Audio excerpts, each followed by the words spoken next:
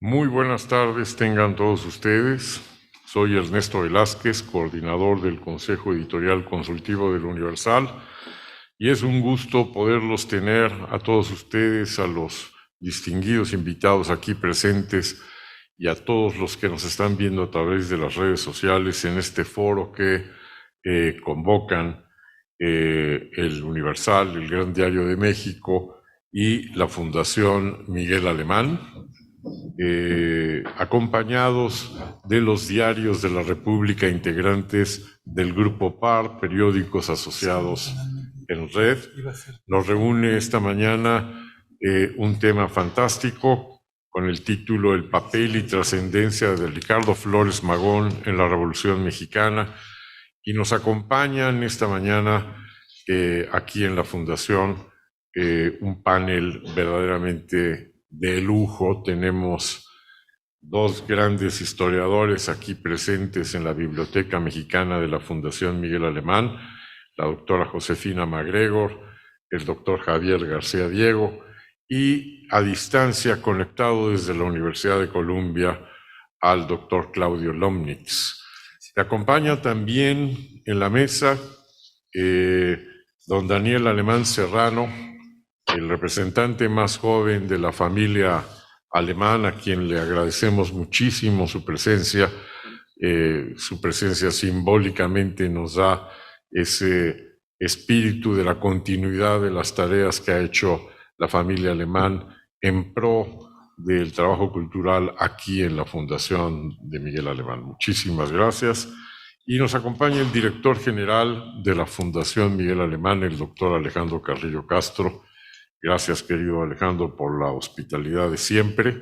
Debo decir que este foro está siendo transmitido, como ya lo comenté, a través de las redes sociales del Universal, pero saludo también a los diarios de la República que se están enlazando a esta transmisión, al periódico El Siglo de Torreón, al Informador de Guadalajara, El Imparcial de Hermosillo, El Debate de Sinaloa, Pulso de San Luis Potosí, Diario de Yucatán, La Crónica de Baja California y Frontera de Tijuana, además de las diversas corresponsalías del Seminario de Cultura Mexicana que están atendiendo también este foro. Tenemos aquí a dos distinguidos integrantes del seminario, los doctores García Diego y el doctor Lomnitz, de tal suerte que también muchas gracias al Seminario de Cultura Mexicana por promover la visibilidad de este foro.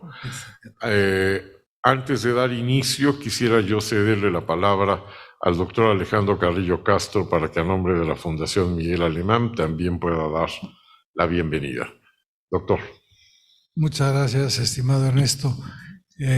Fundamentalmente para transmitirles un saludo muy cordial de parte del presidente de la Fundación, el licenciado Miguel Alemán Velasco, aquí representado hoy por uno de los miembros del patronato de la Fundación, don Daniel Alemán Serrano, que sería el nieto del presidente alemán y el bisnieto del general Miguel Alemán González, que participó en uno de los episodios precisamente que están relacionados con el impacto que tuvo la creación del Partido Liberal Mexicano en 1901, y teniendo apenas 22 años participó en los hechos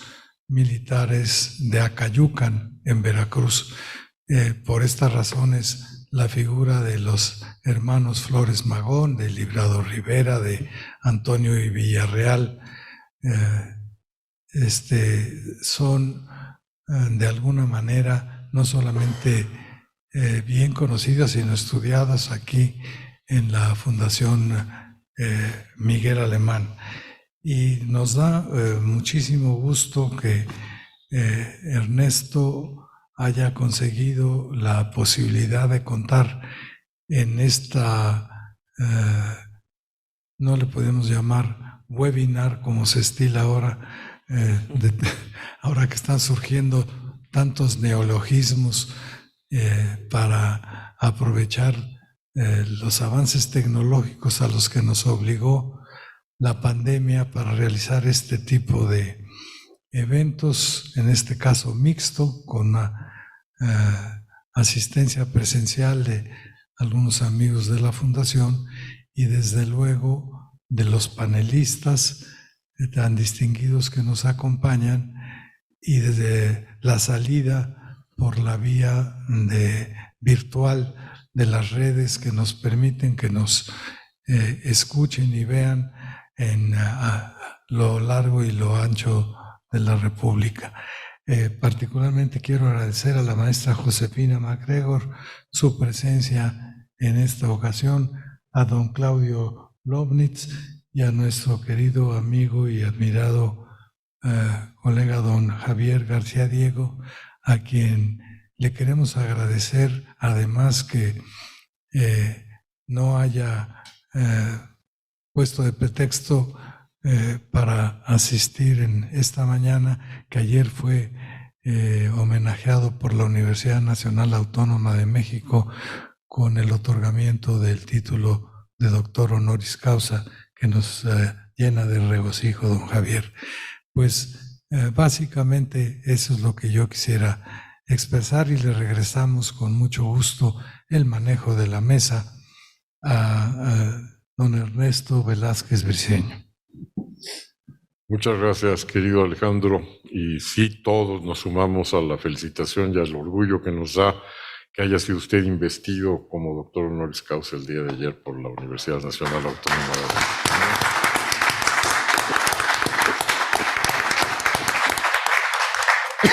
Debo decir que también aquí está presente en la figura del doctor García Diego y del doctor Lobnitz nuestro gran Colegio Nacional, que espero que también estén registrando esta mesa, pues se trata de dos distinguidos integrantes del Colegio Nacional.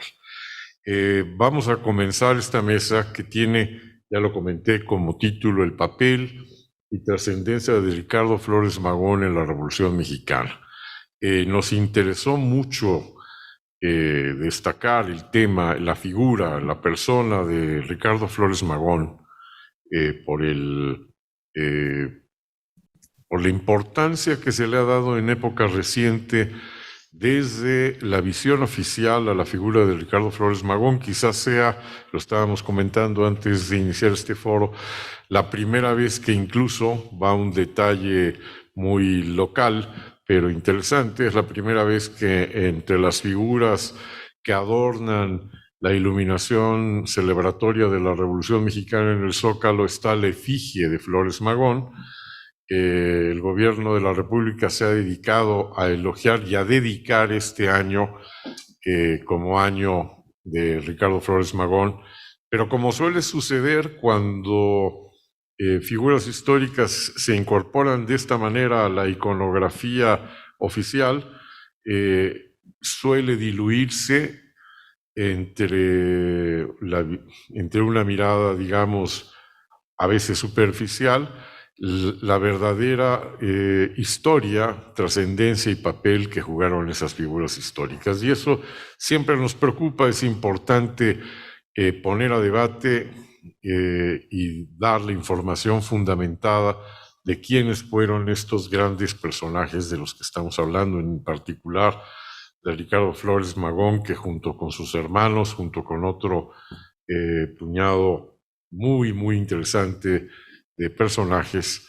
labraron ya toda una leyenda de lo que a veces algunos historiadores llaman el magonismo, en torno al gran periódico Regeneración, y de todo ello queremos hablar hoy, 18 de noviembre, a 2 días de que se celebre el 20 de noviembre un aniversario más del inicio de la Revolución Mexicana. Y para ello tenemos, como dije, este panel de lujo. Lo que vamos a hacer es una primera ronda, les voy a explicar un poco la mecánica, una primera ronda de participación en esta suerte de conversatorio entre amigos y destacados historiadores. una primera ronda de los participantes, iniciando con el doctor Claudio Lomnitz, quien es antropólogo, estudió la licenciatura de Antropología Social en la Universidad Autónoma Metropolitana y la maestría y el doctorado en Antropología Cultural en la Universidad de Stanford. Es reconocido por sus contribuciones puntuales al conocimiento antropológico de la sociedad mexicana, así como por sus aportaciones generales a la teoría y métodos para el estudio del nacionalismo, la antropología del Estado y la antropología de las sociedades nacionales. Ha sido profesor titular de la Universidad Autónoma Metropolitana, profesor investigador asociado en el Colegio de México, profesor también de la Universidad de Nueva York, de la Universidad de Chicago, y es actualmente profesor de antropología en la Universidad de Columbia en Nueva York. Ha dado cátedras como profesor invitado en la UNAM, en el CIDE, en el Centro de Investigación y Docencia Económicas, pues, en la Escuela Normal Superior de París, en la Universidad Libre de Berlín. Es autor de diversos libros, entre los que puedo citar Evolución de una sociedad rural, Las salidas del laberinto, Cultura e ideología en el espacio nacional mexicano, Idea de la muerte en México, El antisemitismo y la ideología de la Revolución Mexicana, y precisamente, entre otros textos dedicados a Flores Magón, El regreso del camarada Ricardo Flores Magón, que fue precisamente premiado como el mejor libro en de humanidades en el año 2015. Ha recibido el premio Antonio García Cubas, el Premio Nacional de Dramaturgia, entre otros muchos reconocimientos, y como ya lo mencioné, es distinguido integrante del Colegio Nacional desde el año 2021. Muchísimas gracias, Claudio, por aceptar estar presente con nosotros, porque te des el tiempo desde allá, desde Columbia, desde Nueva York, de estar en esta mesa. Es tuya la palabra. Gracias, Claudio. Al contrario, muchísimas gracias. Un gran gusto estar en esta conversación y felicidades a Javier García Diego por el doctorado honoris causa de la UNAM, que es un gran y muy merecido honor. Realmente lo celebramos desde acá. Bueno, pues algunos muy breves comentarios para empezar la conversación. Creo que la figura de Ricardo Flores Magón y también de Enrique, o a veces incluso los hermanos Jesús también ha sido, pero Ricardo muy en especial ha sido una figura de difícil asimilación para los gobiernos mexicanos, entre otras razones porque pues en cierto momento fue ya, digamos, declaradamente un anarquista, y entonces siempre para un gobierno, cualquier gobierno, es difícil apropiarse del todo de una figura que tiene como parte de su ideario la destrucción del Estado. Entonces, no fue siempre la idea de Ricardo Flores Magón y de Enrique, digamos, cuando forman ellos, cuando Jesús y Ricardo crean Regeneración, y cuando se funda el Partido Liberal Mexicano, no pienso que haya sido todavía anarquistas, eran periodistas y agitadores, abogados, ciudadanos que estaban abrevando de muchas diferentes tipos de lecturas que iban desde algunos de los anarquistas a los positivistas, que estaban también muy en boga en la época, diferente literatura socialista y en general toda la tradición, digamos, jacobina, que creo que quizás sea la manera más precisa de imaginarlos, como parte de una gran corriente jacobina, ¿no? Pero pues con el paso de los años y ya en el exilio en Estados Unidos y demás, se identifica ya más expresamente con las metas del anarquismo, y eso lo hace de difícil asimilación para los gobiernos. La otra cosa que lo hizo, yo creo, difícil de asimilar fue que fue el conflicto que tuvieron la facción de Ricardo del Partido Liberal Mexicano con Madero y con el maderismo, es decir, el distanciamiento con Madero y especialmente la reducción militar del movimiento liberal a la península de Baja, al pedacito del norte de la península de Baja California, con digamos, una rebelión, una revuelta que incluyó tropas multinacionales y con un buen número de tropa norteamericana, hizo que en un momento dado fuera visto por algunos sectores, tanto revolucionarios como porfiristas, en cierto momento como, entre comillas, un filibustero, es decir, como una persona que estaba a favor de la independencia de Baja California y su anexión, posiblemente según lo acusaban, de luego es falso, pero la anexión de la península por los Estados Unidos. Entonces, en parte por la pérdida militar bastante veloz, ¿verdad?, de los liberales en la revolución ya de 1910, en parte por su anarquismo, y en parte por la naturaleza, por su internacionalismo, diría yo, ha sido siempre una figura difícil de asimilar, tanto que cuando se le empieza a absorber como héroe de la revolución, que es en la época de Obregón,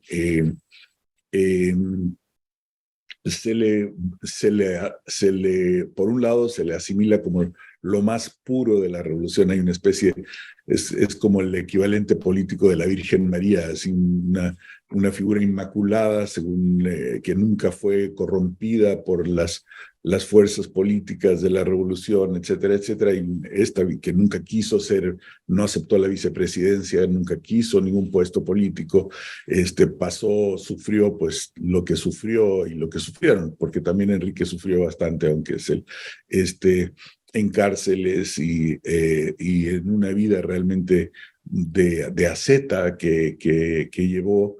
Entonces se le vuelve como una figura incorruptible, que efectivamente creo que fue una figura incorruptible, pero al mismo tiempo con ese proceso de purificación había una tendencia, digamos, a ponerlo en una especie de altar de pureza que lo separa del resto de la revolución, y se le empieza a reconocer como, entre comillas, precursor de la revolución.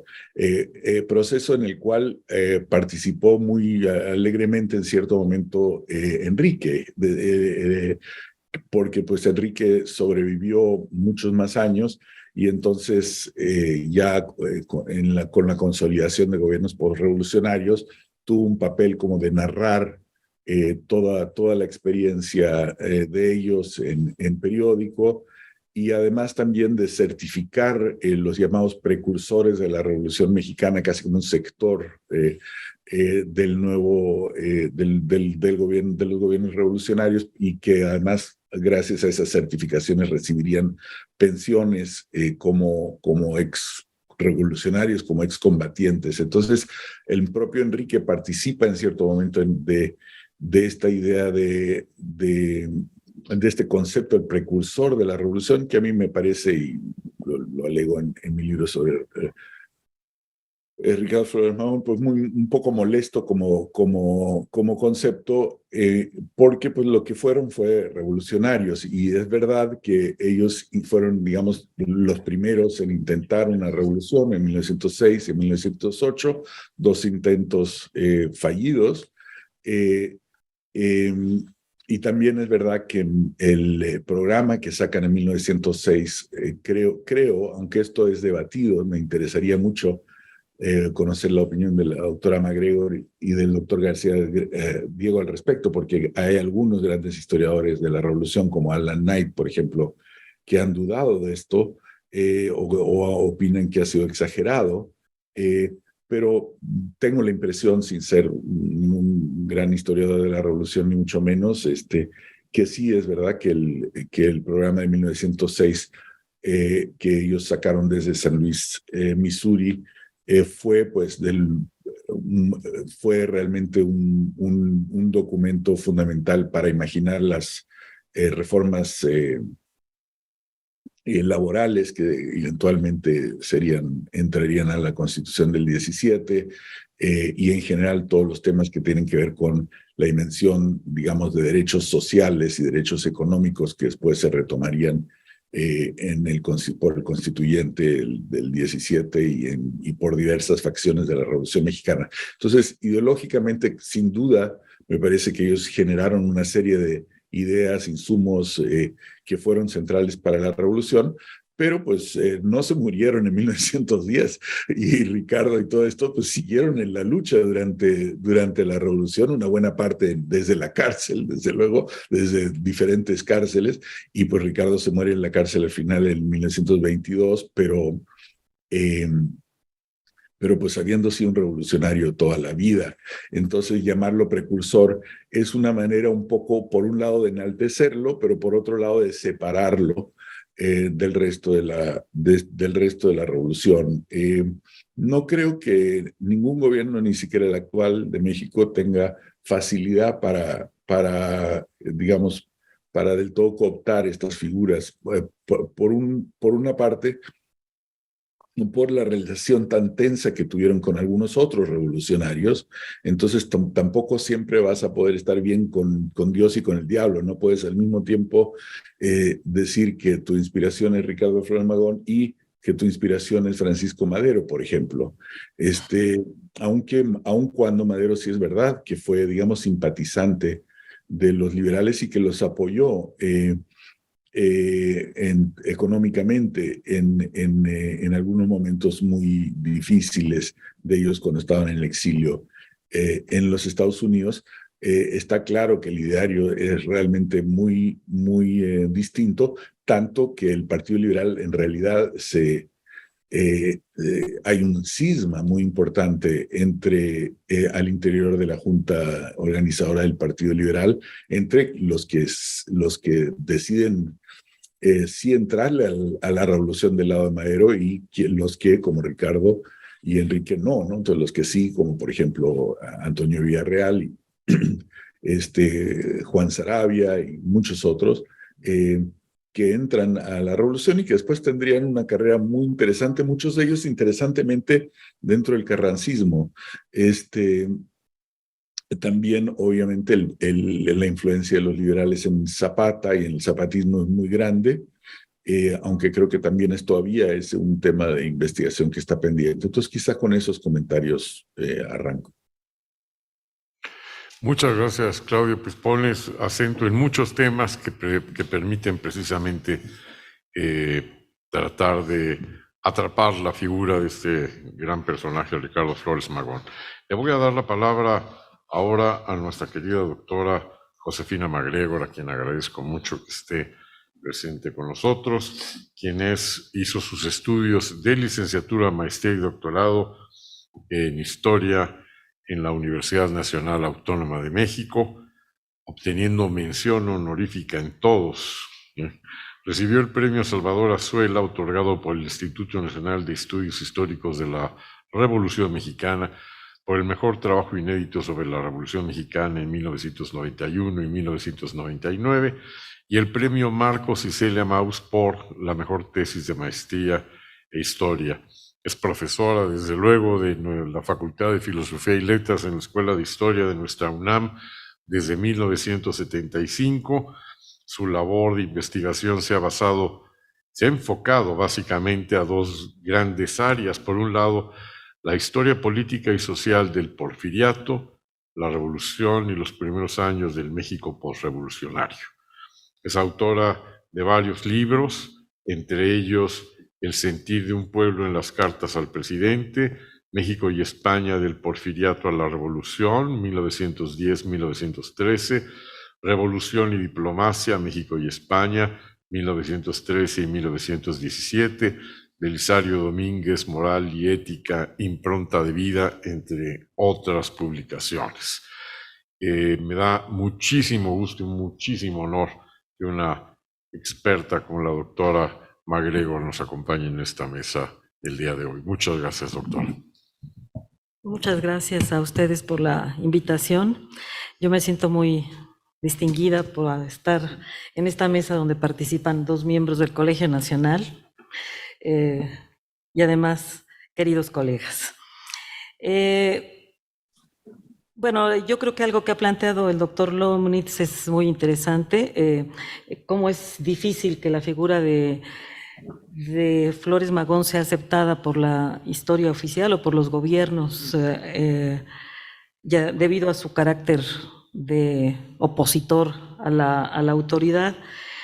Sin embargo, como contradicción con esto, como paradoja, es una de las figuras más populares del periodo, ¿no? Es decir, junto con Villa y Zapata, popularmente son de las figuras a las que se recurre muchísimo, particularmente por parte de los jóvenes.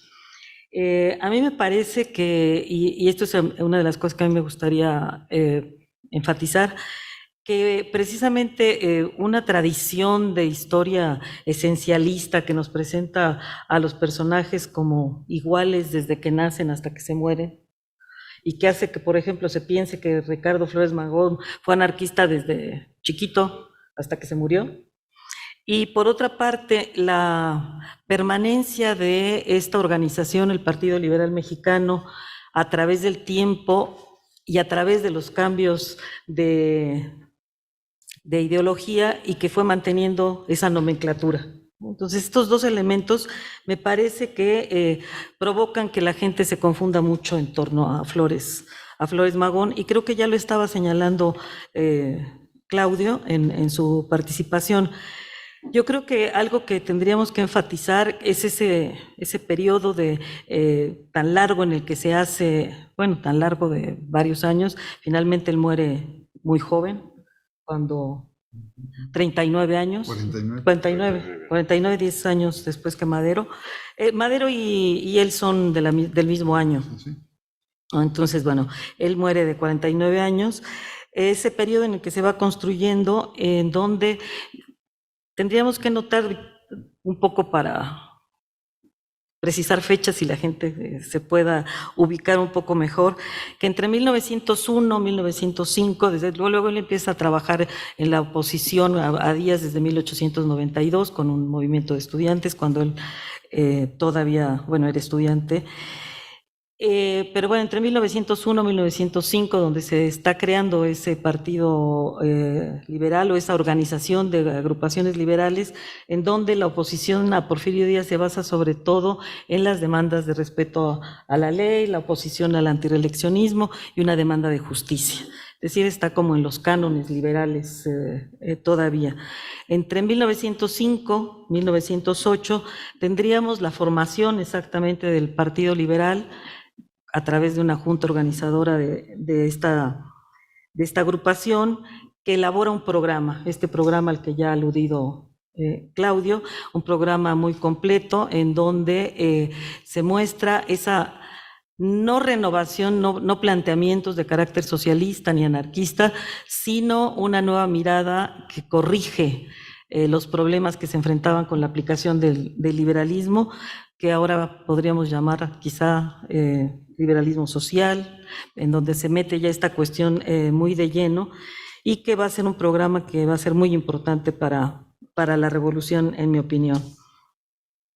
En eso diferiría totalmente de lo que opina el doctor Knight, ¿no? Es decir, sí creo que es trascendental esa participación. Y luego tendríamos ya la definición plenamente anarquista a partir de 1908 en adelante, a 1910, en que aparece el manifiesto de 1911, en donde él ya habla abiertamente de su oposición y la necesidad de destruir el capital, la iglesia y el Estado. Es decir, es ahí contundente en esta parte.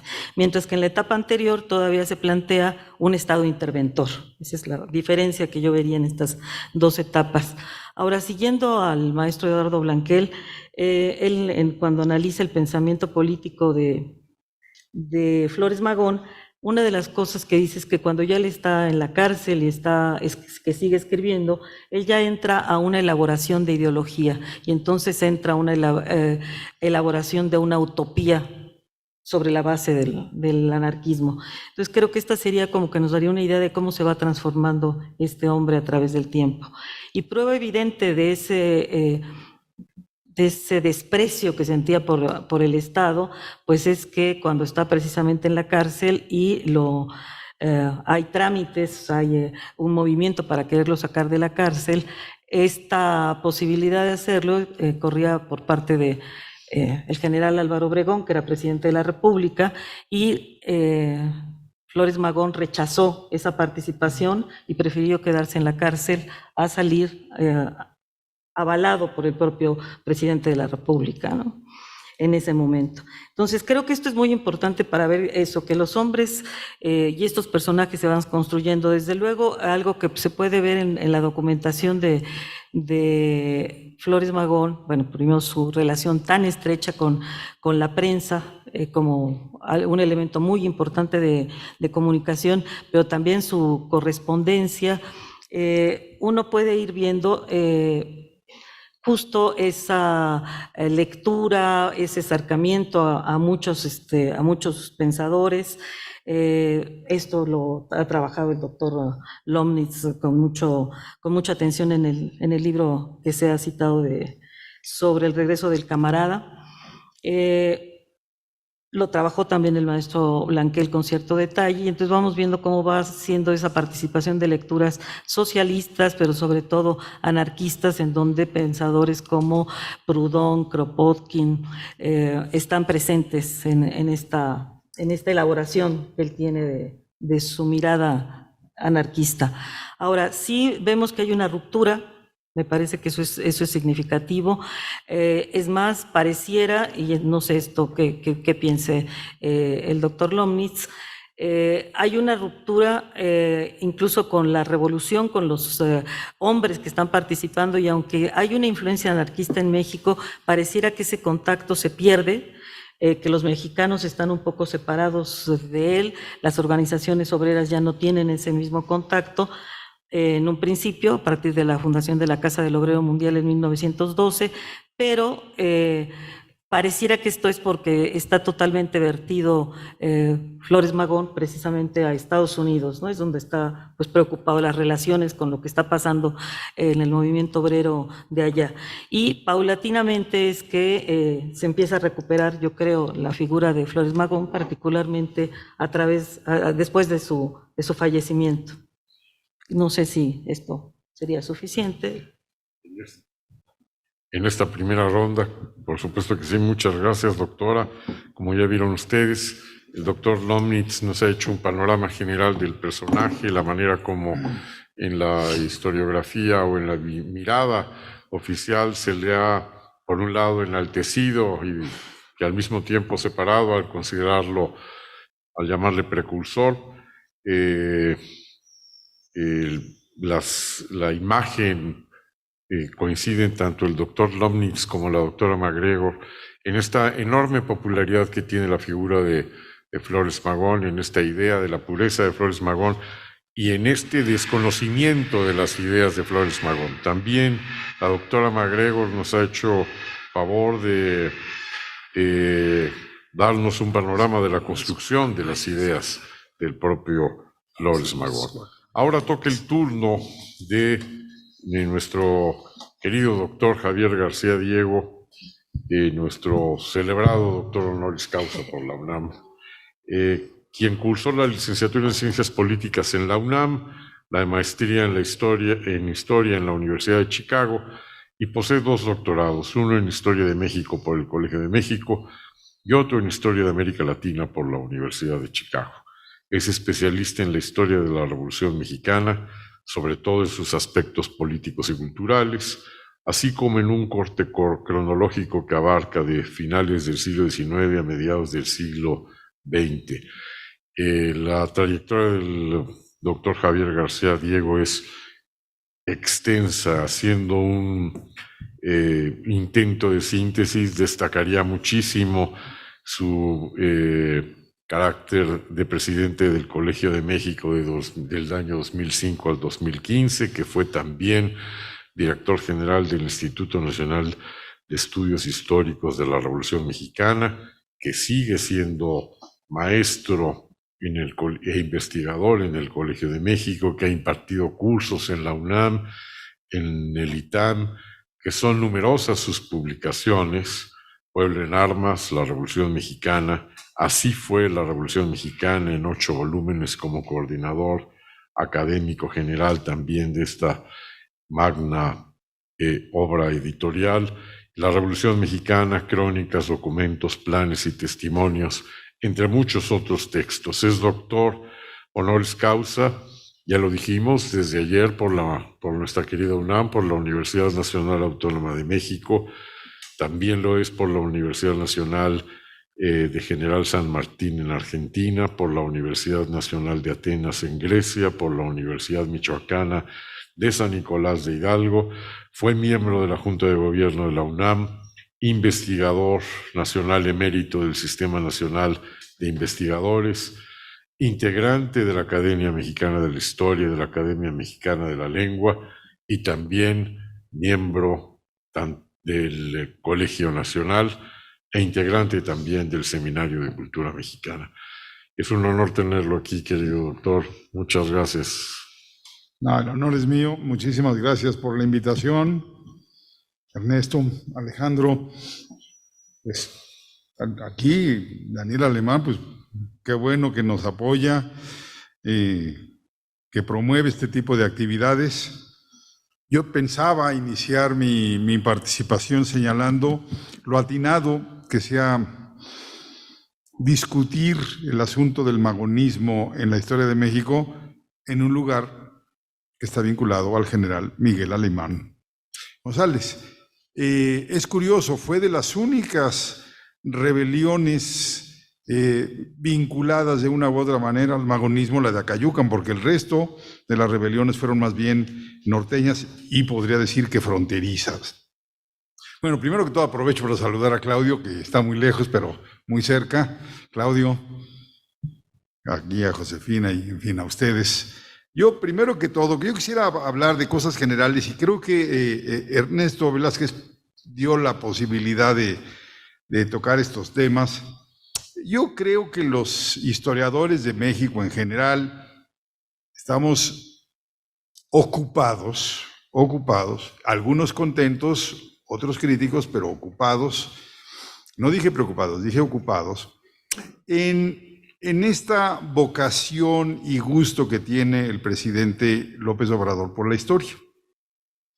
Nos ha tenido muy activos, ha generado muchas discusiones entre nosotros, por los medios de comunicación, en fin. Su interés por la historia data de mucho tiempo atrás, no comenzó con la presidencia. Y bueno, yo quisiera sí señalar la vocación histórica, el gusto por la historia del presidente se expresa en varios momentos. Primero que todo en que su imagen diaria se acompaña de personajes históricos, en donde curiosamente está Madero y no está Flores Magón, siendo que él se identifica mucho más con Flores Magón a lo largo de su biografía política que con Madero. Yo no lo veo cercano a Madero, a menos que aquí la maestra MacGregor, que es experta en el tema, me contradiga. La vinculación del presidente con Flores Magón es de larga data y significativa. El nombre de su movimiento, Movimiento de Regeneración Nacional, proviene del periódico Los Magonistas Regeneración. O sea, eso no cabe la menor duda. Si no mal recuerdo, fue una sugerencia, alguna vez se dijo, de el añorado y querido Hugo Gutiérrez Vega, quien le sugirió que ese pudiera ser un nombre. De hecho, entre las comunidades cercanas al presidente López Obrador circula hoy en día todavía un periódico que se llama Regeneración. Tiene un pequeño organito que tiene ese nombre. Entonces, está identificado con él. Repito, me llama la atención que esté Madero y no esté Flores Magón acompañándolo diario. Un segundo punto es, además de esta imagen, siempre se acompaña el presidente de figuras históricas, está el hecho de que ha declarado años históricos vinculándolos a determinados personajes. El año de 2019 fue dedicado a Emiliano Zapata con el argumento de que eran los 100 años de su asesinato. Dicho eso, yo dije, bueno, con la misma lógica, el 2020 va a ser dedicado a Venustiano Carranza porque también se cumplen 100 años de su asesinato. O sea, ¿por qué uno sí y uno no? Curiosamente, no fue dedicado a Carranza. Entonces, te dice mucho a quién le dedica el año y a quién no se lo dedica. ¿Sí? O sea, prescindió el presidente de dedicárselo al creador de la Constitución, que es la norma superior con la que nos, digamos, regimos los mexicanos. Se lo dedicó a Leona Vicario.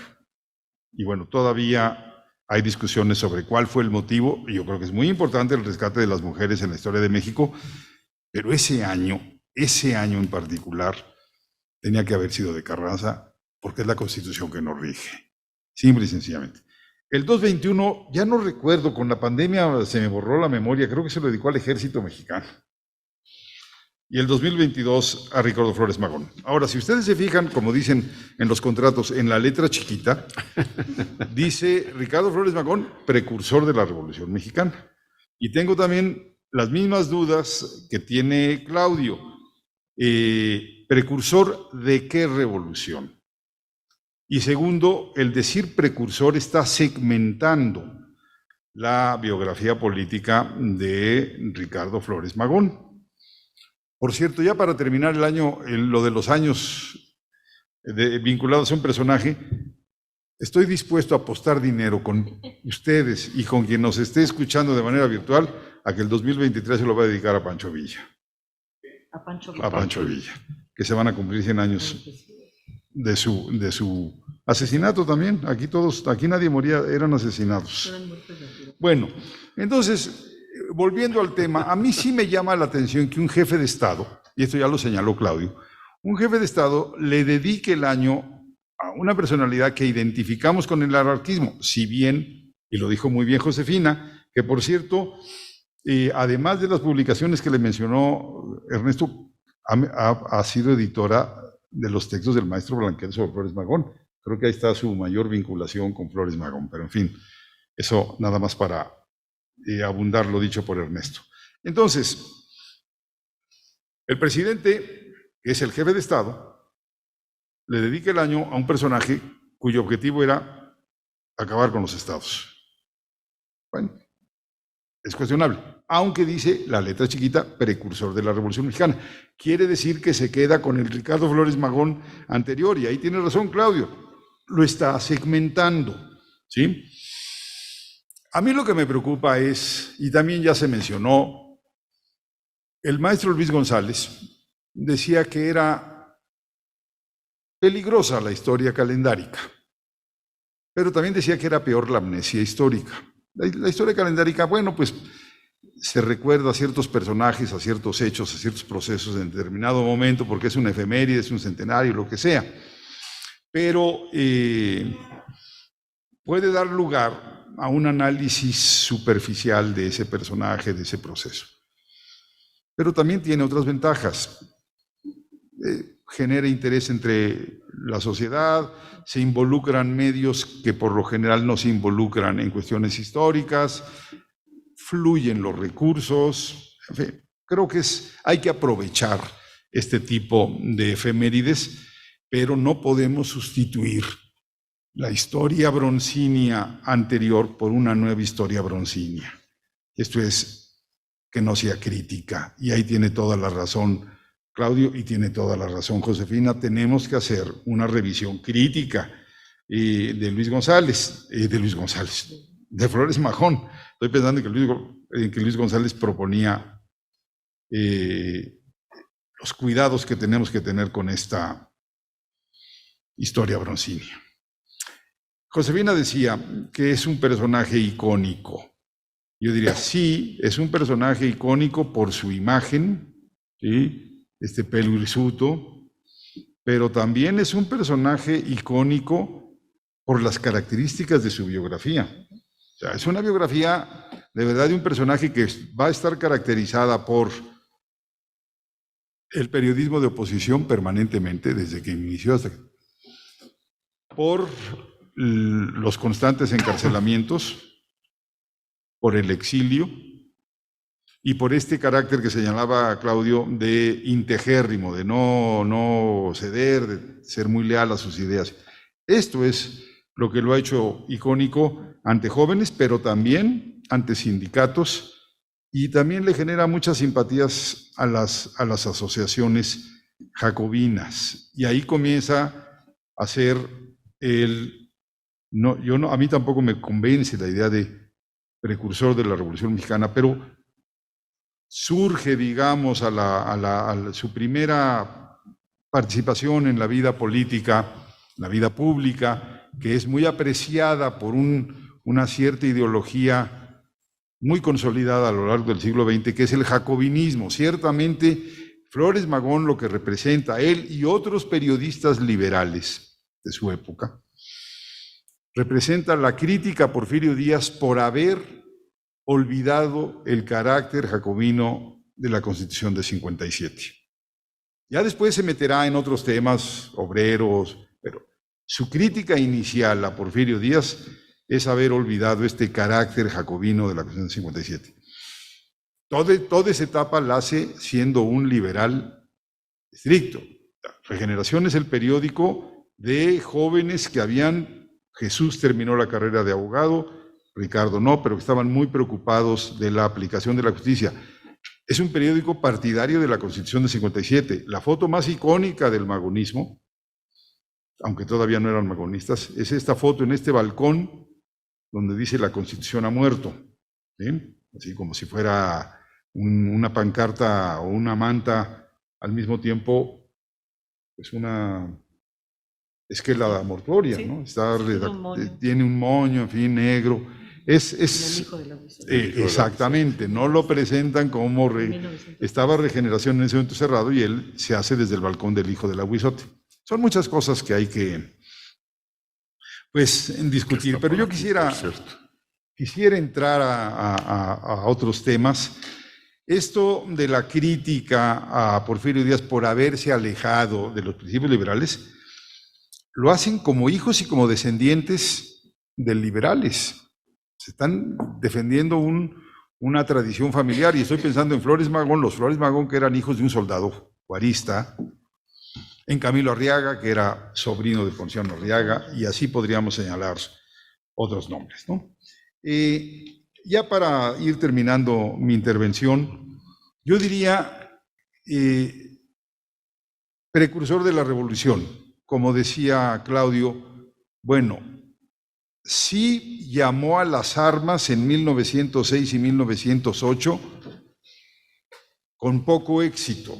No es fácil coordinar movimientos armados desde el exilio, con pocos recursos, no podían ofrecerle armas y municiones a los involucrados, había escasa labor de coordinación, había pocos seguidores, pero la pregunta fundamental es, sí, convoca las armas, pero precursor de la revolución, de nuestra revolución.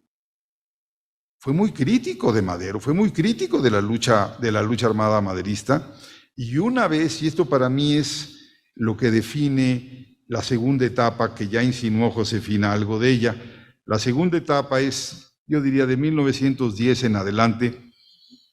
Lo hemos llamado precursor de la revolución, pero a partir de 1910 debería llamarse crítico de la revolución. Crítico de la revolución porque fue crítico de Madero, de Carranza, de la Constitución de 17, en la que tiene, claro, una impronta obvia el programa del Partido Liberal. Y yo quisiera concluir esta intervención señalando que, y lo dice muy bien Josefina, no es solamente que se haya hecho crítico de Madero. Perdón, dice el presidente López Obrador que Madero recibió muchas críticas de los periódicos fifís y conservadores. Ah, caray, las críticas que le hizo el periódico Regeneración son brutales. En algunas ocasiones simplemente le decían el enano. También se le criticó desde estos periódicos que no son conservadores, sino todo lo contrario. Pero lo que yo quería decir es, el problema de Ricardo Flores Magón, una vez que arranca la Revolución 1910, él es crítico de ella, es crítico de sus principales protagonistas, tal vez, no sé si Claudio estaría de acuerdo, menos con Zapata, pero duro con Villa, duro con Carranza. Es que, y esto es muy duro decirlo, se hizo prescindible. Se hizo prescindible porque sus propuestas del programa del Partido Liberal de 1906 están siendo aplicadas. El presidente Madero crea un departamento agrario y un departamento del trabajo. Acabas de mencionar, Josefina, que se funda la Casa del Obrero Mundial en 1912. Carranza hace pactos con el movimiento obrero. Carranza hace la ley agraria del 6 de enero de 15. Se hace la Constitución de 17. Entonces, lo que dicen muchos revolucionarios es, Flores Magón, claro, inició muchas de estas ideas, pero las propuso como un movimiento opositor. Aquí están siendo consolidadas como programas gubernamentales. No es lo mismo una promesa de un movimiento opositor a programas gubernamentales. Y por eso es que muchos de los que habían sido magonistas, cercanos a Ricardo Flores Magón, se involucraron, efectivamente, algunos desde Madero, eso Josefina lo ha trabajado muy bien, otros, ya lo señaló Claudio, con la línea carrancista, y yo diría con la línea carrancista, no, iba a decir algo que es inexacto. Iba a decir con la línea gonzalista, la línea del noreste, Antonio y Villarreal y demás. No, pero también tuvo cercanías con Diegues y con Vaca Calderón. En fin. Sí, tuvo, digamos, penetración. Y Mújica. Bueno, Mújica yo sí lo considero carrancista, enemigo a muerte de Obregón, pero claro, Mújica pues se identificaba con el magonismo, decía ser corresponsal de Regeneración en Michoacán. En fin, es un movimiento que qué bueno que se investigue, qué bueno que se estudie, pero no caigamos en una historia broncínea gubernamental, simplemente cambiando el giro. Queremos historia crítica, queremos meternos de verdad a lo profundo, y creo que se ha hecho. Vamos, el libro de Claudio es un libro clásico, es una aportación fundamental a la Revolución Mexicana. Así queremos que se haga el análisis del magonismo, de verdad, trabajando en serio, y no simplemente haciéndolo objeto de discurso. Esa sería mi intervención. Espléndida, querido doctor, muchísimas gracias. Hay que bajar del pedestal de la historia oficial, nos dice el doctor García Diego, entre otras cosas interesantes. Tenemos ya muchas preguntas, han propiciado ustedes una reacción espléndida de nuestros espectadores. Pero yo no sé si quisiera, en este mismo orden, Claudio, hacer algún comentario de lo que han dicho la doctora Josefina Magreo y el doctor García Diego, y luego le preguntaría lo mismo a la doctora Josefina, y si les parece, luego daríamos paso a las preguntas y respuestas para darle suficiente tiempo, porque, insisto, hay varias nutridas y muchos intereses de nuestros espectadores. Querido Claudio. Mil gracias. Brevemente, tal vez un solo punto, que es una de las razones por las cuales es muy difícil absorber a Flores Magón desde un gobierno y desde un presidente, es porque desde el origen, esto es desde antes de que fueran anarquistas, el origen del Partido Liberal, su crítica a Porfirio Díaz surge también de lo que podríamos llamar, o lo que ellos mismos llamaban, un antipersonalismo. Es decir, ellos estaban a favor, y esto es algo que sí tiene el Flores Magón toda su vida, ¿no? Un antipersonalismo. Para Flores Magón, todos los políticos que vivían de la política estaban viviendo del dinero del pueblo y eran lo que él llamaba politiquillos, no políticos, sino politiquillos. Para él realmente la lucha política es una lucha en parte de ideas y de ideal. En una muy, muy gran medida. Por eso está casado realmente con la prensa y no con las armas. No es un caudillo militar, y en el momento en que tiene la posibilidad de entrar a la guerra no lo hace, ¿no? Y es criticado por mucha gente por no haberlo hecho, pero no lo hace. Está realmente identificado él con las ideas, y considera, por ahí tiene esa correspondencia muy famosa por lo muy romántica con esta White, ¿cómo se llamaba? Ellen White al final de su vida, cuando estaba en la cárcel en Kansas.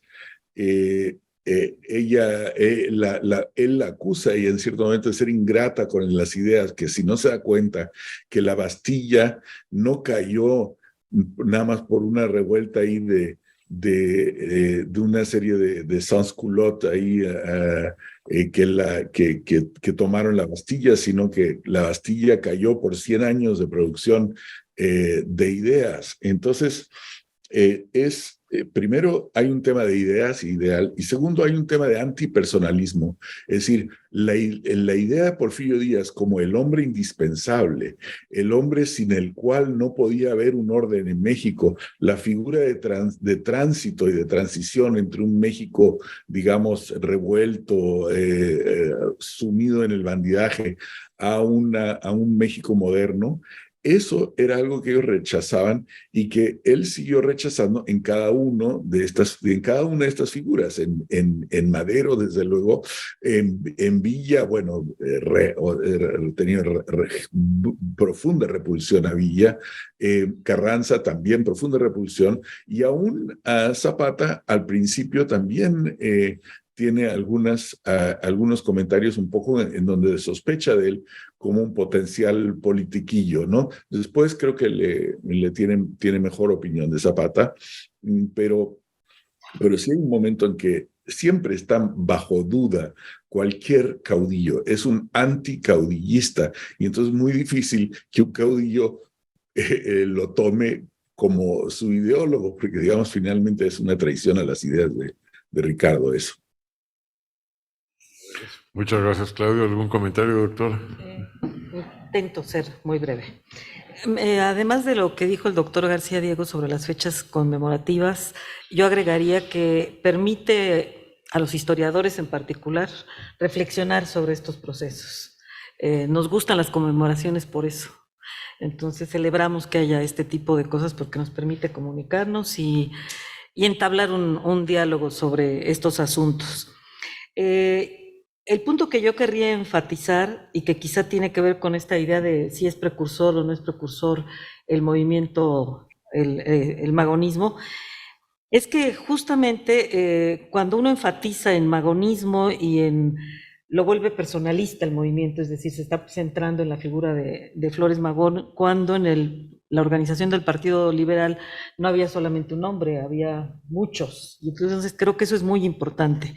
Creo que el programa del Partido Liberal, precisamente, la organización del partido, la idea de que tendría que derrocarse a Díaz y es hacer al mismo tiempo un programa público y una campaña militar en secreto, ¿no? Hace que sea esta parte también confusa, pero insisto, es un punto de inflexión en donde hay una ruptura entre los miembros, entre los liberales de la oposición. Es decir, unos se van a quedar con Flores Magón a la cabeza, pero otros se van a ir precisamente con Arriaga, con Camilo Arriaga. Y creo que ese programa es el que es muy influyente en la Revolución Mexicana. No la parte que sigue de Flores Magón, pero sí esta parte de organización de este documento, que no es inmediata, por supuesto, es decir, el programa va a estar circulando, va a estar leyéndose, y justamente porque se trata de algo muy pragmático, que está tomando en cuenta las circunstancias sociales y políticas del país, pues va a tener influencia en muchísimos hombres que participan a lo largo de la revolución. Eso es todo. Muchas gracias, doctora. Doctor García Diego, ¿algún comentario de estos segundos comentarios? Sí. Yo estoy totalmente de acuerdo con lo que señaló el profesor Lomnitz, Claudio, pero yo le haría esta pregunta. Efectivamente, Claudio, Ricardo Flores Magón estaba en contra de los personalismos políticos, pero yo siento, y tú tocas el tema en tu libro, en que dentro del magonismo, los magonistas y hay un culto a la personalidad, o sea, es Ricardo Flores Magón a una altura y los demás colaboradores pasan a un segundo o tercer plano, porque era una personalidad muy fuerte, era arrollador, ¿no? Es una de esas cosas que también explican por qué es ícono, pues porque carisma y tantos años en la prensa de oposición, tantos años, tantos encarcelamientos, la manera en que muere muy debilitado de salud, en fin, prácticamente ciego, acaso por la diabetes, en fin, es un personaje trágico, entrañable. Y yo quisiera traer otro tema que tiene que ver un poco con algo que dijo Josefina MacGregor. El magonismo es uno de los pocos movimientos transnacional, fronterizo. Tuvo una presencia en Estados Unidos, tuvo una presencia con militantes norteamericanos, tuvo una presencia entre mexicanos que vivían, o digamos, trabajadores migrantes o norteamericanos de origen mexicano, fueron los nuevos lectores de Regeneración. Pero esa característica única de ser el único movimiento transfronterizo, al mismo tiempo fue su debilidad. Se alejó de la dinámica interna mexicana. Yo no sé, Claudio, si estarías de acuerdo, pero si uno revisa, por ejemplo, los archivos vinculados al magonismo, relaciones exteriores y eso, al principio sí hay un seguimiento muy preciso, instrucciones de la Cancillería, sobre todo después del programa, después de Cananea y Río Blanco, después de las rebeliones, para que los cónsules contraten policías secretas y estén reportando sobre... Muy bien. Una vez que inicia la revolución y conforme estaba avanzando, lo que le preocupa a los cónsules son los representantes del orozquismo, o si hay agentes villistas, o si hay gente de la convención, o si hay felicistas, si hay huertistas, pero siento que los elementos magonistas pasan a segundo plano. Pero esto yo quisiera, si Claudio quisiera intervenir, si le interesa el tema, ver, yo veo que decae en importancia, pero para mí decae en importancia, uno por su lejanía. O sea, Carranza se preocupa de los villistas, ya no se preocupa de los Flores Magón, se quedan muy lejos. Tienen poca fuerza. Y también esta cosa que ya dijimos, ya se estaban aplicando algunas de sus propuestas en políticas gubernamentales, como hoy se dirían políticas públicas, se habían convertido en políticas públicas, y eso le da un gran valor histórico a Flores Magón, pero lo hace un personaje distinto a partir de, repito, la Constitución de 17 y demás. Yo concluiría mi intervención, ya no sé si vuelva diciendo qué bueno que se le hizo el año Flores Magón, lo merece.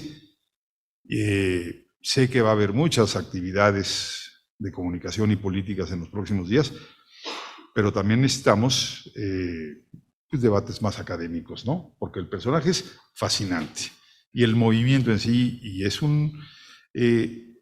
yo dije que iba a ser mi última intervención. Habría una cosa que yo quisiera señalar. Uno de los logros, entre comillas, del porfiriato fue despolitizar a la sociedad mexicana. Concentrados en crecimiento económico, pero ya la política era secundaria, que se reelige el señor, lo está haciendo muy bien. Las noticias sobre las elecciones, pues en fin, pasaban a quinta plana, o sea, ni siquiera eran primera plana las elecciones. Y los Flores Magón repolitizaron, fueron de los elementos que repolitizaron a la sociedad mexicana, y no se puede entender el movimiento maderista, las elecciones de 1910, el reyismo, sin este ambiente repolitizado en donde están Reyes, su pleito con los científicos, está Madero con su propuesta, está Krillman, están Cananea y Río Blanco, y están los Flores Magón, indudablemente. Claudio... Querido Claudio, ¿quieres tú comentar? Sí, muy breve. Estoy de acuerdo con lo que dice Javier. Creo que decae en importancia a partir del inicio de la Revolución de 1910, porque también no es solo a él al que le pasa eso, a muchos de los ideólogos les sucede eso. Porque la revolución pasa a una dinámica militar, es decir, se nota eso también en las filas del maderismo. Los líderes del movimiento no reeleccionista la mayor parte de ellos pasan a segundo plano y el mismo Madero de pronto tiene que tratar con figuras como Pascual Orozco o como Pancho Villa, que eran pues ahí unos, ¿no? Gente ahí de la sierra en Chihuahua, que no eran los principales líderes ideológicos del movimiento de la no reelección, pero que sí se convirtieron muy rápidamente en las principales figuras del movimiento armado. Ricardo, por confesión propia, pero no tenía esa vocación, y el que tuvo un poco esa vocación dentro de su facción, que fue Práxedes Guerrero, pues murió muy temprano, o sea, lo mataron, murió de embarazo realmente muy al principio. O sea, el movimiento que intentó capitanear, digamos, Práxedes, pierde muy rápidamente. Entonces, el momento en que pierden militarmente, pues quedan en esta situación como quedaron muchos de los ideólogos de la revolución al principio. Estoy de acuerdo en eso. En la parte si el transnacionalismo fue una debilidad o no, esa parte me parece más complicada. Creo que sí es verdad, o sea, estoy de acuerdo con lo que ha dicho Javier García Diego, pero sí le haría como una pequeña anotación, que es que no era tanto, me parece, que necesariamente fuera irrelevante en la dimensión transnacional en términos de potencial revolucionario, sino que hubieron decisiones muy concretas de parte de algunos líderes revolucionarios para frenar ese transnacionalismo. Y pienso, por ejemplo, en el caso del general Calles y su decisión de mandar fusilar a Lázaro Gutiérrez de Lara, que había sido parte del movimiento liberal, una figura que acompañó a John Kenneth Turner a México, que fue una figura realmente muy importante ideológicamente, un sindicalista que tenía una carrera muy importante en el sindicalismo en los Estados Unidos, que cuando trata de regresar a Sonora en 1918 lo agarran con otra persona en la frontera y Calles lo manda a fusilar ahí mismo. Es decir, hay un intento deliberado me parece, por hacer un corte entre el movimiento sindical carrancista o obregonista, digamos, y lo que está pasando en Estados Unidos. Entonces, estoy de acuerdo, pero digamos, la parte que quizá no sé si estoy de acuerdo, que anotaría como un pequeño apostilla, digamos, es que no es que la parte transnacional fuera poco relevante para lo que estaba pasando en México, sino que hubo una decisión, digamos, fuerte de convertir la Revolución Mexicana en una revolución nacionalista y no en una revolución internacionalista. Y en ese momento los Flores Magón quedan fuera, porque son internacionalistas. Perdón, ese punto es importantísimo, es cierto. Se hicieron internacionalistas. Pero Claudio, esto que estás diciendo de que desaparecen los ideólogos y toman más relevancia los políticos y los militares, pensé inmediatamente en otro caso, Andrés Molina Enríquez, tan importante en 1908-9 y luego decayó, porque sí, pues vino el momento de la política y de las armas. Perfecto. Bueno, antes de que pasemos a preguntas, creo que el doctor Alejandro Carrillo quería hacer algún comentario también. No, yo les confieso que tuve una discusión bastante seria con Ernesto porque este es un tema que me apasiona. Claro. Y sabiendo que venía Javier acabando de leer el libro de Claudio y conociendo la trayectoria de la maestra MacGregor, preferí no meterme porque hubiera sido un pésimo moderador, porque es un tema que no solamente me apasiona a mí, le apasionó a mi padre a lo largo de toda su vida, y él que fue hijo de cónsul en Estados Unidos, estudió allá y después fue un representante del movimiento obrero en la época de la CTM dirigida por Lombardo Toledano. Llegaba a una conclusión muy similar a la que se está llegando aquí, particularmente lo que señala Javier. Siempre le escuché en sus clases sobre la historia de la Revolución Mexicana, el hecho de que por su viaje a los Estados Unidos, por su permanencia en los Estados Unidos, él decía que Flores Magón había perdido la posibilidad de ser el verdadero coordinador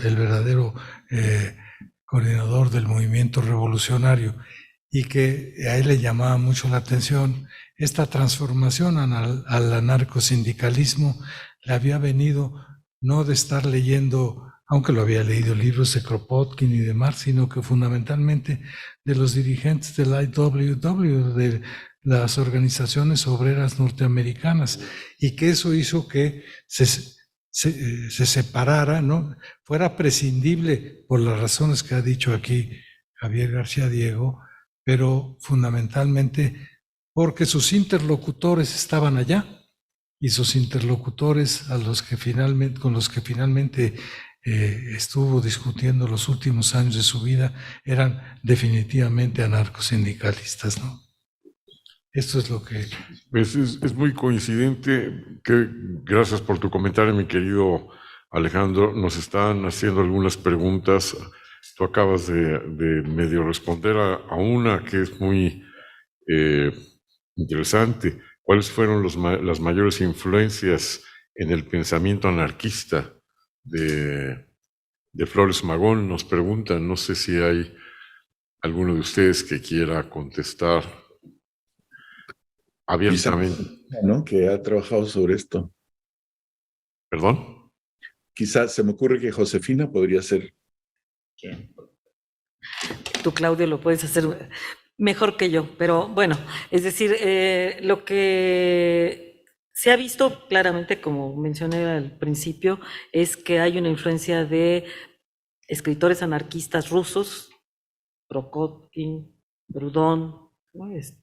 En ese pensamiento que lo van a llevar a que él vea la sociedad como algo natural y que se puede regular prácticamente a través de la solidaridad y, en fin, la buena relación entre los hombres. Él parte de la idea de que los hombres naturalmente son buenos, ¿no? Entonces, por ahí va fabricando esto, sobre todo en ese momento. Pero bueno, hay toda una lectura de socialistas a lo largo de su vida. De hecho, ellos en el periódico Regeneración iban publicando reseñas de libros, ¿no? Que iban saliendo en las editoriales catalanas sobre todo, y esto iba siendo una relación bueno, de demostración de esto. A mí siempre me gusta mencionar, cuando hablamos de Flores Magón, el enorme trabajo que hizo Jacinto Barrera Basols. Reunió, ya falleció desafortunadamente, reunió en un archivo toda la documentación, los periódicos, la correspondencia, y lo que están haciendo también ahora es ir digitalizando todos estos libros que fueron apoyo y lecturas de ellos para que estén accesibles al público, y uno entra a la computadora y de inmediato aparece todo. Es una cosa increíble. Muchísimas gracias, doctor. En relación a lo que comentaba el doctor García Diego de la historia broncínea, nos hace llegar una pregunta que es muy interesante y que creo que les va a encantar contestar a ustedes.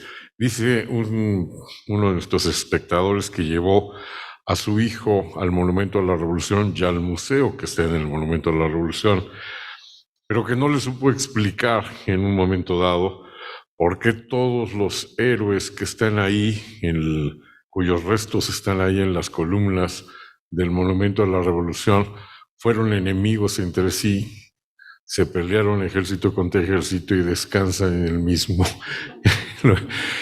¿Cómo le explicaría, preguntan, cómo le explicarían ustedes a los jóvenes de ahora que quieren entender qué fue la revolución? Eso me parece una muy buena pregunta. No sé quién quiera. Podrían hacer más profundamente Javier y Claudio, pero yo lo puedo hacer muy simple. Venga. Muy simple, porque lo he pensado mucho y lo platico con mis alumnos. El problema es que nosotros se le dio como nombre a todo el proceso revolucionario la Revolución Mexicana. Sin embargo, para poderla entender y no pensar que solamente es un enfrentamiento de personalidades o de gente que ambiciona el poder, tenemos que entender que es un proceso en el que confluyen diferentes revoluciones. Entonces está la revolución maderista con unos objetivos y un proyecto específico, está la zapatista con otro proyecto y otros objetivos, está la constitucionalista, y entonces hace que vayan construyéndose nuestro proceso revolucionario con todas estas vertientes. Y bueno, yo particularmente considero que la revolución termina con el régimen de Lázaro Cárdenas, y entonces, bueno, ahí tendríamos la configuración de todas esas revoluciones que ayudan a que se integre lo que conocemos como Revolución Mexicana, pero esto no significa que todos estuvieran totalmente de acuerdo. Entre Lázaro Cárdenas y Madero, pues hay una gran diferencia en los proyectos. Así en sencillo. Doctor García Diego y doctor Lomnitz. Si Claudio quiere. Sí, muy breve. También hay otro aspecto de la cosa. Estoy de acuerdo con lo que acaba de decir Josefina MacGregor. Agregaría otro aspecto de la cosa, que es que para fundar el Estado mexicano siempre tuvo, aún antes de la Revolución Mexicana, que bregar con el hecho de que la historia de la República Mexicana incluía un buen grado de guerras civiles, en que para consolidar un Estado necesitabas finalmente encontrar algún tipo de reconciliación, aunque fuera en el plano simbólico o póstumo, entre gente que fue enemiga acérrima. Esto lo hace Porfirio Díaz antes de la Revolución, cuando arma el Panteón de Dolores y la Rotonda de Hombres Ilustres, mete juntos a liberales, a liberales y conservadores. Juntar a los enemigos era una parte importante, no solo de un discurso de reconciliación nacional, sino de conformación de un Estado y de una narrativa de un Estado que tuviera una idea de futuro común. Esto sucede pues muy fuertemente también con la Revolución Mexicana. El Estado postrevolucionario hace pues todo un entramado nada sencillo para reconciliar, juntar, reconocer gente que pues se mató una a otra, y eso pues es parte de la historia de México y ni modo, ¿no? Sí, totalmente de acuerdo con los dos. Muy breve. Están enterrados juntos porque los enterramos nosotros juntos.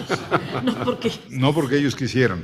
Entonces, sí, es una labor de Estado de reconocer que un Estado se conforma con diferentes corrientes, diferentes aportaciones. Yo quisiera que volviera a predominar en México esta idea de que este país lo hemos construido muchos con diferencias ideológicas. Pero eso no obsta que cada quien aporte. Creo que ese es un punto que ojalá se recupere pronto. Y además esto no es exclusivo de la Revolución Mexicana. Por ejemplo, la Iglesia Católica celebra juntos a San Pedro y San Pablo, que son dos santos de muy diferente corte. Uno es un pescador prácticamente analfabeta, y el otro era un exmilitar de origen judío, Saulo, y de formación griega, un intelectual. Pero necesitan a los dos, necesitan, digamos, el origen hebreo, y por otro lado, también la cultura griega, que era la que iba a darle la posibilidad al cristianismo de expandirse. Pero creo que venimos a celebrar a Flores Magón, y es de muy mal gusto, con un jacobino, ¿verdad, Claudio? Hablar de cuestiones religiosas. Yo también quisiera otro punto que tiene que ver con esto del monumento a la revolución. O sea, se hizo para juntarlos. Los jóvenes no me van a entender, pero antes se festejaba el 20 de noviembre con un desfile deportivo. Y era deportivo porque no podían poner a marchar a exvillistas y exzapatistas y excarrancistas juntos, porque se hubieran matado en el desfile. Entonces, es una labor de políticos, es una labor de Estado, ir pues restañando heridas. Eso se llama hacer política. Muchas gracias, doctor. Por supuesto, me hizo recordar usted esa célebre foto los comentarios de ustedes, esa célebre foto cuando México declara la Segunda Guerra Mundial, o se suma la ceremonia de la unidad, donde está el presidente Ávila Camacho flanqueado por Cárdenas, lo mismo que Calles, Adolfo de la Huerta y Pascual Ortiz Rubio, más Abelardo Rodríguez. Cuando uno revisa lo que hubo entre ellos detrás de la foto, pues es maravilloso encontrar esa posibilidad de unidad y de paz, ¿verdad? Y cómo se saludaron entre ellos, también se sabe. Claro, y Aquí se está sabe. Miguel Reyerraza.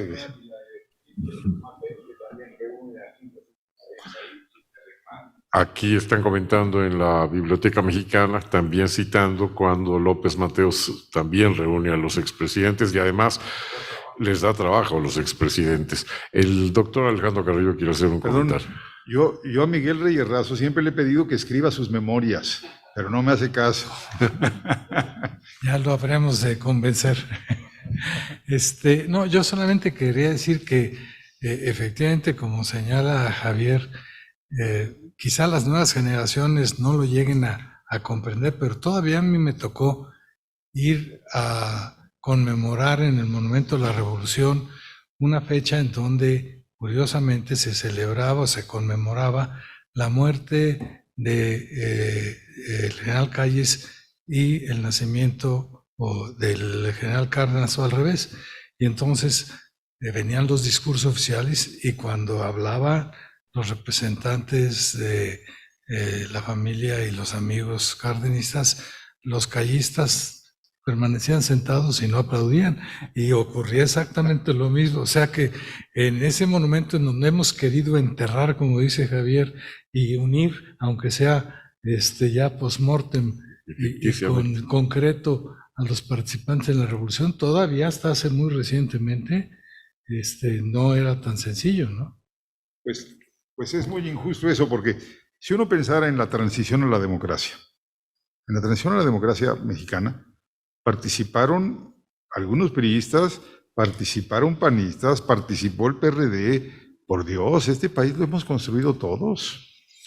Creo que por aquí hay un mensaje muy bueno en esta referencia que hemos hecho a lo largo de esta hora y media sobre don Ricardo Flores Magón en cuanto a esta conciliación que debe de haber. Y ahora hay una pregunta que creo que ya ustedes respondieron con sus diversas intervenciones, cuando dicen cuál señalarían ustedes que es la aportación más importante de Ricardo Flores Magón. Creo que las intervenciones de ustedes tres han dado ya mucha respuesta a ello.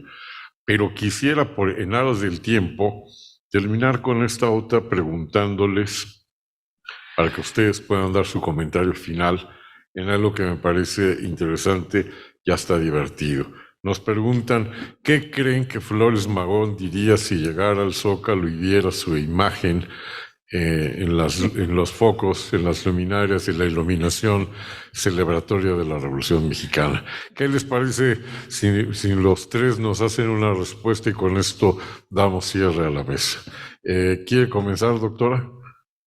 Yo diría que lo quitaría, haría una manifestación, escribiría un artículo de protesta. De hecho, el maestro Blanquel, cuando escribió su trabajo sobre el pensamiento político de Flores Magón, estaba la idea de poner su nombre en la Cámara de Diputados. Y le preguntaron, le hicieron una entrevista, y él dijo que no podía ponerse ese nombre en la Cámara de Diputados porque era ofensivo para el personaje, ¿no? Entonces sí, creo que no le gustaría absolutamente nada. Claudio. Querido Claudio. Sí, y yo creo que estoy de acuerdo con lo que acaba de decir Josefina, y creo que sería lo que le molestaría más todavía que verlo en el Zócalo. Creo que le hubiera molestado más todavía verlo atrás del podio en que hablan generales, presidentes, secretarios de Estado, etcétera. O sea, ver su cara como una base de legitimidad de un gobierno, cualquier gobierno, creo que le hubiera molestado. Doctor García Díaz. Yo no me preocuparía porque no podría ver su imagen porque terminó ciego. De verdad, es un personaje muy dramático. Qué bueno que se le rescate. Qué bueno. Y y un rescate académico que comenzó Claudio hace unos años, importantísimo. Lo de Jacinto Barrera, qué bueno que lo mencionó Josefina. Hay varios trabajando. Todavía hay mucho que escribir, Alrededor también hay mucho que insistiría investigar. mucho eso, alrededor de Flores Magón, ¿no? Es decir, son muchos hombres, son muchos personajes, son muchos temas, ¿no? Acaba hace poco salir una tesis sobre Ethel Duffy Duffy, Turner. Turner, en fin, hay como ese movimiento también de ya no circunscribirse a una persona solamente, un personaje de bronce, sino ver pues esa fuerza o ese movimiento colectivo que se generó en esos actores políticos, no más colectivos que individuales. Muchas gracias. Pues como conclusión sabemos que tenemos que revisar siempre la historia, hacerlo con una mirada crítica y fundamentada, ¿sí? Y mirar a los que ahora vemos como grandes héroes, también como lo que fueron, seres humanos, gente con debilidades, con grandes méritos, pero buscar revisarlo siempre todo en su conjunto. Yo creo que eso es algo muy interesante y hacerlo de manera lúcida y fundamentada es lo que han hecho esta tarde aquí en la Fundación Miguel Alemán, 3 extraordinarios doctores, 3 extraordinarios amigos. No sé si tú quieras comentar algo antes de que nos despidamos, Alejandro. Yo solamente querría señalar que acaba de aparecer un libro de una mexicoamericana que se llama Bad Mexicans, en donde, por cierto, cita el trabajo de Lomnitz, en donde presenta de manera muy detallada los problemas ya de tipo humano que tuvieron entre la propia familia Flores Magón, los 3 hermanos, los que estuvieron de acuerdo en sumarse a Madero, en sumarse a Carranza, los que no, cómo se quedaron, etcétera. Yo creo que humanizar es a la figura de Ricardo Flores Magón bajo las líneas que nos ha sugerido el panel hoy sería muy importante para ver con naturalidad que los distintos puntos de vista ocurren hasta en las mejores familias revolucionarias. Muchas gracias, Alejandro. Pues yo quiero agradecer. Sí, maestro Reyes Razo. La proposición, claro, aquí estamos divulgando, se está conociendo, se están descubriendo perfiles de la personalidad de don Ricardo Flores Magón.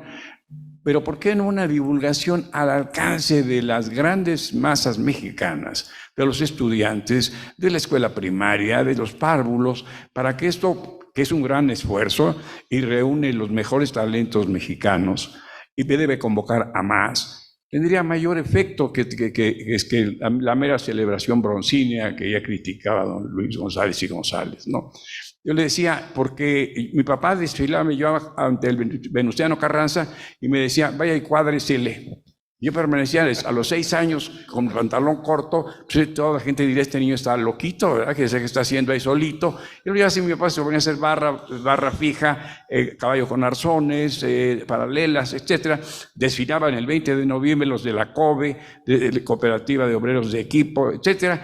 Con el profesor Prián, no tenían para los uniformes, pero venía el carro rodando por toda el primer cuadro de la ciudad, y estos ejecutando el Fig Fly y haciendo paradas de soporte a soporte. Se perdió todo eso. Y ahora hablar de ello, mostrarlo, parecería como se ha llegado a emplear en nuestro lenguaje, oye, ya aparte de pasado, naco o totalmente mareado. Ojalá esto tuviera un efecto que abarcara más, que llegara al corazón mismo de nuestra sociedad. Ha sido un honor estar aquí. Felicidades a todos. Muchas gracias, maestro Reyes Razo. Yo quisiera agradecer al licenciado Miguel Alemán Velasco y a doña Claudia Alemán por su generosidad en alojar esta mesa, y también, desde luego, agradecer la presencia de Daniel Alemán Serrano, lo cual comprueba que los jóvenes tienen mucho interés en que esto continúe, en que estas reflexiones se hagan y en que el trabajo que hace esta fundación continúe. Muchas gracias por estar, Daniel. Muchas gracias por la hospitalidad también, te lo decimos, y por la alianza, mi querido Alejandro, el doctor Alejandro Carrillo Castro. Y muchísimas gracias a estos tres extraordinarios investigadores, maestros. Siempre es fantástico el espectáculo de la inteligencia. Muchísimas gracias a la doctora Josefina MacGregor, al doctor Javier García Diego y a distancia a nuestro amigo el doctor Claudio Lomnitz. Y muchas gracias también a todos los que se han enlazado en esta transmisión que se ha hecho a través de redes sociales de la Fundación Miguel Alemán, del Universal, del grupo de periódicos asociados en red, al Debate de Sinaloa, al Siglo de Torreón, al Informador de Guadalajara, al Imparcial de Hermosillo, Frontera de Tijuana, Crónica de Baja California, Pulso de San Luis y Diario de Yucatán. Y muchas gracias también a aquellas personas que lo están viendo desde las corresponsalías o que lo han seguido desde las corresponsalías del Seminario de Cultura Mexicana, y a los invitados que nos han distinguido esta tarde con su presencia aquí en la Biblioteca Mexicana de la Fundación Miguel Alemán. Que tengan muy buenas tardes.